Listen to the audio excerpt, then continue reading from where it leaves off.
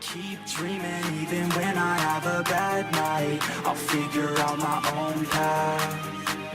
I know all the pain, yeah, and some of the glory. I don't understand life, or why it's so boring. Alright guys, now we're going to go into what I call my man cave. Every guy wants to have a man cave. Now, normally your man cave would actually be in a basement. Mine happens to be upstairs. Just the way that the house was built, I'm like, you know what? Man cave's upstairs, let's just do it like that. So I'm going to show you. Come on in. I had to put that there, by the way, just to let you guys know. So, it's still a work in progress. As you guys can see, it doesn't lack any space. It's a pretty large room. Just got my TVs in, couch and everything else. Obviously the trophies, Sean Ray Pro, the Colorado Pro-Am, my Arnold Classic trophy from Madrid, some NPC titles, and Olympia medals, along with, I can't remember which one or which, I just know the gold one's from the 50th. And what are these guys? They're Goku, of course, Dragon Ball Z characters. I love them, and I've been fortunate enough to have some cool fans that actually hooked me up with them too. This is an actual Dragon Ball, so I'm looking for the other 6.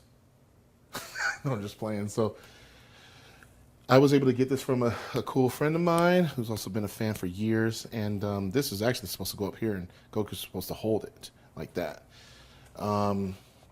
This picture was from when I won the Colorado State. I won my weight class the first year I was bodybuilding in 2003, but did not win the overall. And then I came back that following year. I was a light heavy the year before at 196, and I competed the next year at 199. So I probably was still light heavy, but I was like, forget it, I don't care. I'll compete as a heavyweight, 189, 200 pounds. And I won the whole thing, so that was cool. Different flex awards. What's this? 2001 Athlete of the Year, 2009, and then I had, an 06. So that was neat. This bad boy right here is the biggest sandow you'll ever see. I know all the pain, yeah, and some of the glory. I don't understand life, or why it's so boring. I lay in my bed, yeah, for too long a time. That was awarded to me last year. And what's cool about it is that outside of it weighing almost 50 pounds, is that it actually, on the bottom of it, has every Mr. Olympia stamped on the trophy. So I think that's really neat, because you kind of need to know where you came from. So to see my name with Schwarzenegger, with Coleman, you know, from the very beginning, means a lot. Cherie left my Kermit the Frog down there. I think that's pretty funny, actually. A lot of people know those jokes, right? So, but yeah, these are all my trophies and stuff. Well, pretty much all of them. I think I have a couple that are somewhere still in storage. Over here I have cigar humidor, and yes, I do smoke cigars when I'm in off season, not while I'm training. And I'll just show you guys. Maybe you can get this. So this is actually from my second show, and they're pretty cool pictures. They're doing my posing routine. I thought that was pretty neat. It was funny because I came out so dark for this one, because my very first contest, I was probably whiter than Dennis Wolf on stage, man. Like, I was pretty damn white. So, and it's funny, the first show I ever did, I didn't realize that even as a black guy, light-skinned black guy for that matter, should actually either go out in the sun and go tan, or actually go to a tanning salon. I just like, oh, well, I just put the spray stuff, you know. And back then we didn't have like spray tanners. We just had like people that would do it by hand and with actual brush. and it didn't look so good. So anyone that's seen my first photos as a bodybuilder, my tanning was horrible. I was the whitest guy on stage. Over here, I have various articles from Flex magazine and some other magazines too. What a good way to be able to keep those moments is not just by having the physical magazine, but actually putting them in frame. So we were able to do that. So like right down here, I have what Hani Rambod and I call, it was called 13 Weeks of Glory. And what it is like almost like a choose your own adventure book, but it pertains to health and fitness. So phase 1 actually has like a full diet and supplement regime, also with training. And then depending on how you look and how you feel, you actually go to phase 2, and then phase 3, phase 4, and phase 5. And don't show them too much because, you know, we don't want to get all the secrets away. But it isn't an article still in Flex, and I'm sure they probably have it. But I actually keep this down here, and I was just looking, I was like, gosh, like how are things really changing for my physique right now? So I actually referenced this. This is probably something that, like, when people ask, like, what's the secret? This is pretty much it right here. Hani actually wrote this up, and it was a 22-page article. It was really extensive. It was probably, in my opinion, the most extensive diet and training supplement article, to ever be written in Flex.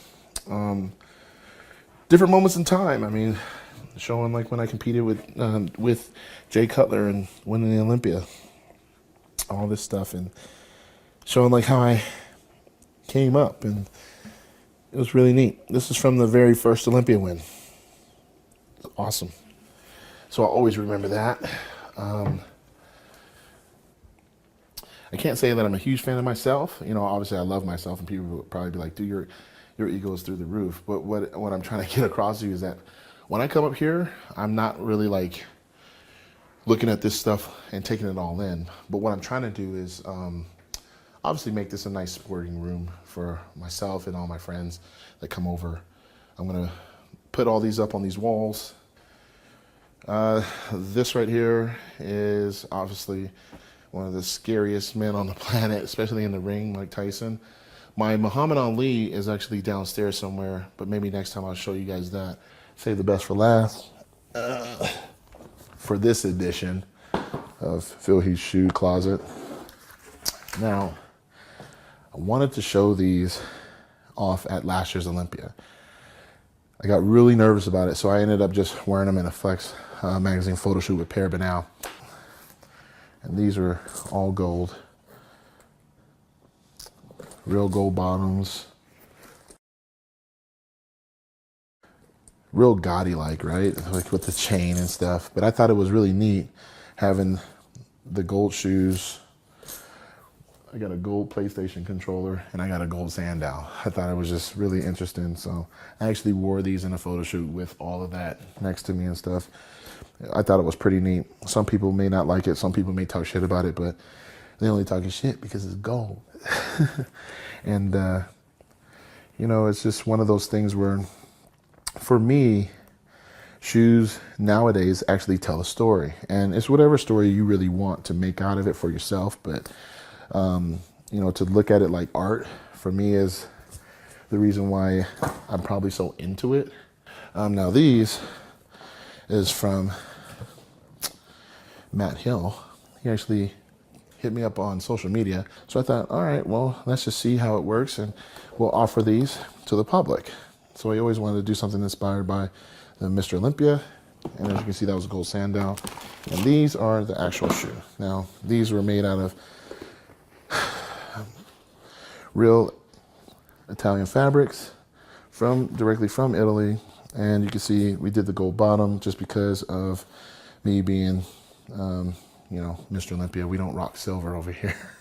That's for those second place guys. I keep two pair, one that I would wear and another one that stays hidden. Surfing, I love being athletic. Do you think pro bodybuilding is healthy? I don't think the last month surrounding a show is healthy. I'll say that. But just like I don't think running a half marathon is healthy. You're pushing yourself to a very unhealthy place, cutting out water, cutting out calories to a level that your brain isn't functioning at its highest capacity. So I would say the last month of a bodybuilding show, I don't think it's healthy. And 600 pounds for me is like nothing. I always do like 12 to 15 reps with that, and I was coming up on rep number 8 and pow, and it just pop out. What happened was I took like a couple weeks off, 2 or 3 weeks off for the Olympia, and I thought, my strength would still be the same, but it wasn't. You lose strength after you take off time from working out. But I didn't know that at the time until I was coming up on rep number 8 and it popped out. Because for me, straining and all this kind of stuff.